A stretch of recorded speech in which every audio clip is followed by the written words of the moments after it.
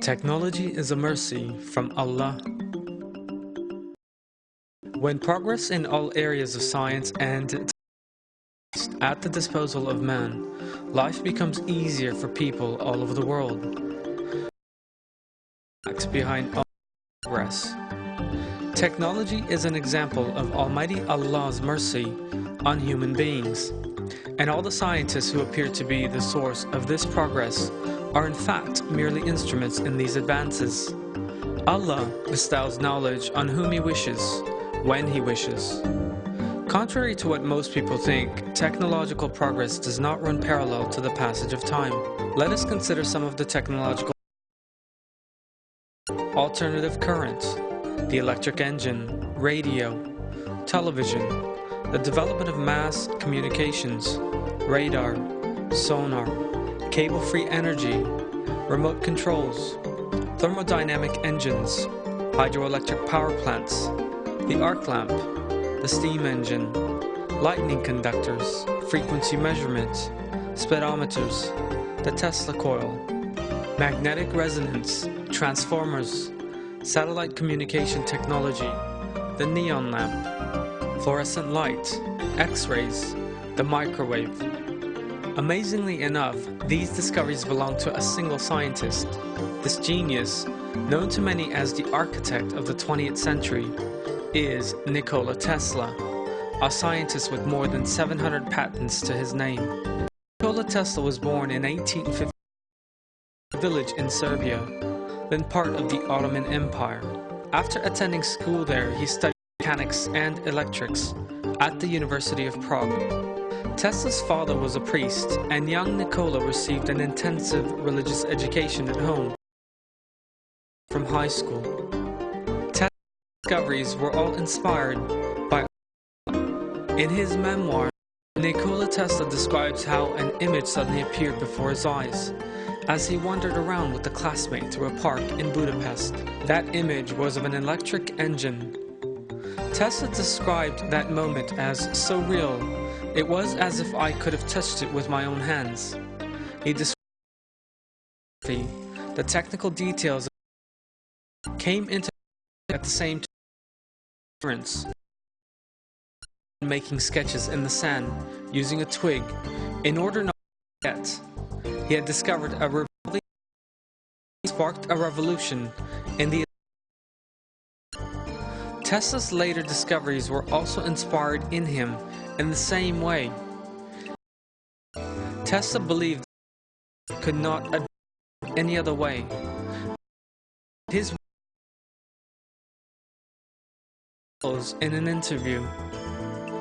If someone seeks to build a vehicle, the design of which is still in the raw stage, by carrying out experiments, his mind will become caught up in the details of the vehicle. This person's concentration on the development and restructuring of the vehicle he will lose the power to see the basic principles. Nikola Tesla, inventor of all the technological products in use today, stated at every opportunity that this intellectual prowess was not his, but was bestowed on him by Allah. Our mental prowess comes from Allah, the divine force. When we concentrate our minds on this fact, we become compatible with that force. This sphere of interest of mine is definitely not a chance one. I'm absolutely convinced it was bestowed on me by a divine power. Contrary to what is generally thought, in terms of thought, Tesla's ideas were so far ahead and encountered resistance when it came to putting his inventions into practice. When he first introduced the world to alternating currents, now Thomas Edison to bury the idea by turning public opinion against it. This time, which has come to be known as War of the Currents, came to an end when Tesla illuminated the 1893 Chicago World Fair at a very low cost using alternating current alone.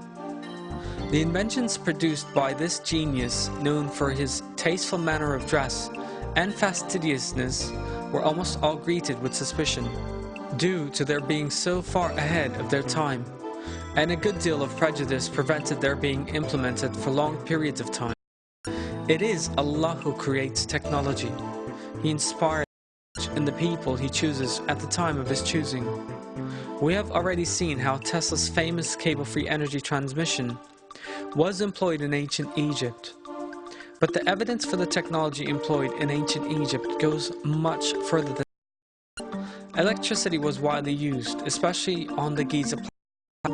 Cable-free electric lighting, silver plating, the production of the monoatomic gold known as manna, generators, and many other technologies all came to life in Egypt thousands of years ago.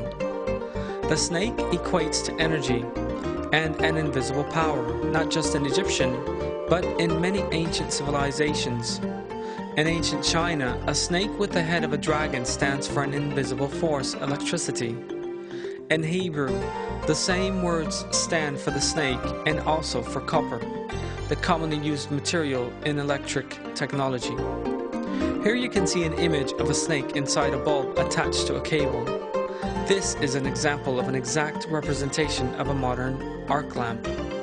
The lighting used in Egypt was not limited to arc lamps. What you are seeing on the screen is an almost exact representation of modern light bulbs.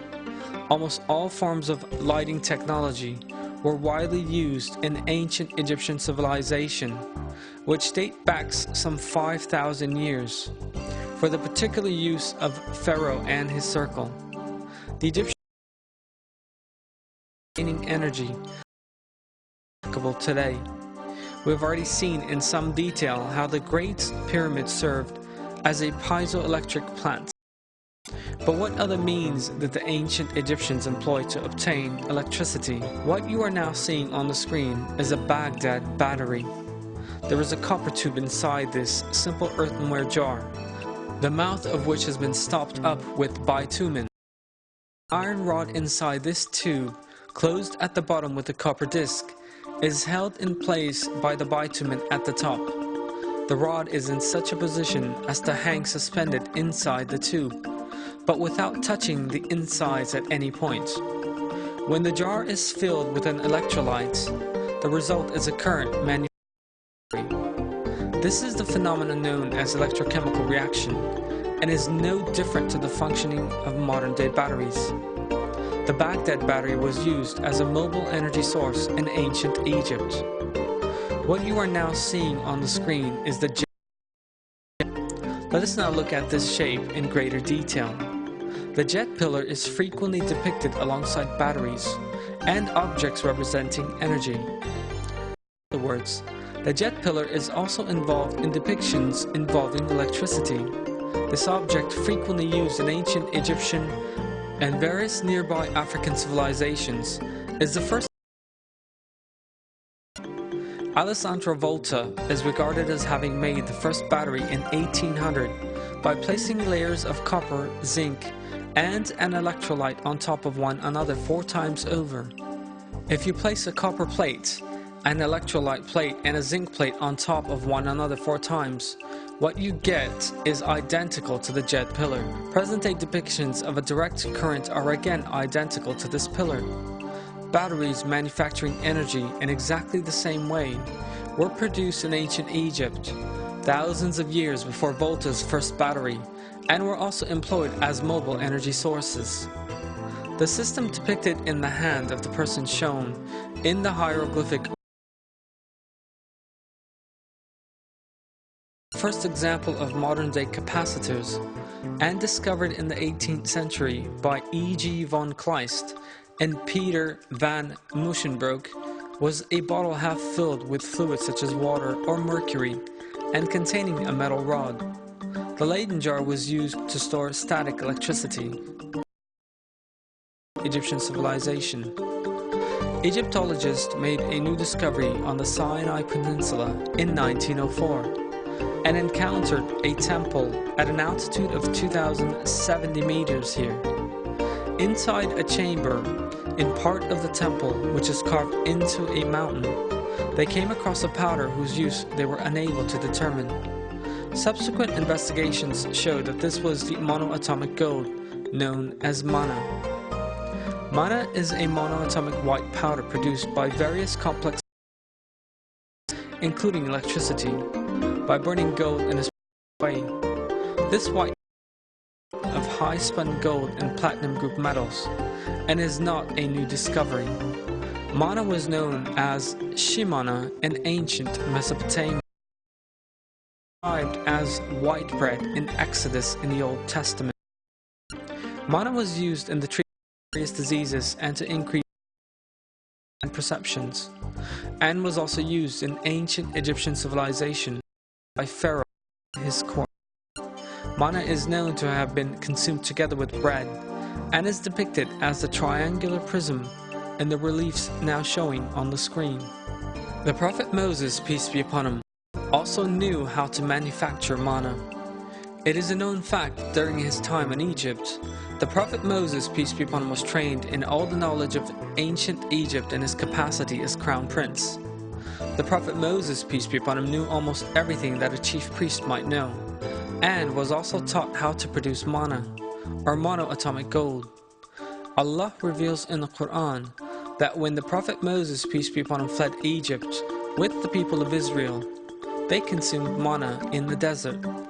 This is the mana we are discussing here. One event described by Allah in the Quran regarding when the Prophet Moses, peace be upon him, returned from Mount Sinai is the way he led into making a calf of gold. The Quranic description of how Moses, peace be upon him, burned the calf to ashes and cast them into the sea is actually a description of how he obtained mana from that golden statue. No matter how much you heat gold, it never turns to ash. Heated gold melts and changes shape, but apart from the stages involved in making mana, it can never turn into ash. The ash into which the gold here turned into is in fact monoatomic gold. What else was mana used for in Egypt? We have already considered how the Ark of the Covenant was found inside an empty chamber, known as the Royal Chamber, inside the Great Pyramid, and how the Prophet Moses, peace be upon him, took the Ark with him on leaving Egypt, and how Giza's source of thermal energy thus became inoperative. The fact that this gold leaf chest contained mana made it a superconductor, because high energy are superconductors. In other words, mana was also used for energy in ancient Egypt. It was not the only in the ancient world to possess advanced technology that has also since ancient times can also be seen in India. The Ashoka pillars you are seeing on the screen is a column made of a piece of iron, 7 meters high and weighing 6 tons. This iron pillar dates back 1,600. Because it is covered with a protective coating, it does not rust and has survived down to the present day. One can only dream of an equivalent iron column, not rusting or decaying monsoons in India, with its strong winds. Techniques of working iron and protecting it against only began being developed, but this does not apply. One of the proofs that a civilization that existed possessed a profound knowledge of metallurgy. The Antikythera mechanism. Two divers discovered a peculiar mechanism in the ruins of a sunken Roman ship off the coast of the island of Crete. This particular ship happened in 87 BC. That mechanism was the first example of an analog computer. In 2010, scientists made an exact copy to see just the fact that thousands of years ago to historic and astronomical data at the same time is of course totally amazing. Civilization, technology and science are great blessings from Allah. All progress takes place through revelation from Allah. Allah has inspired societies with the technology He wished at the time He desired, and has elevated these societies to an advanced state of civilization. The fact that technology in use today was employed thousands of years ago is of course one of the most obvious proofs of civilization has never followed an evolutionary course from the simple to the more advanced. Advanced and undeveloped civilizations have always on Earth